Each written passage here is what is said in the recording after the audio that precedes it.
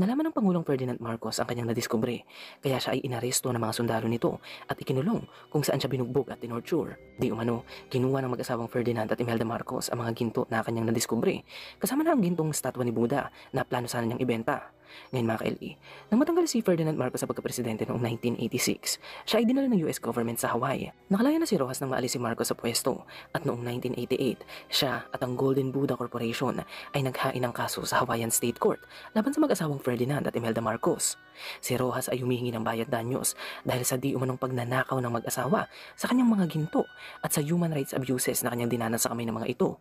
Ngayon mga ka-LE, heto lang interesante dyan.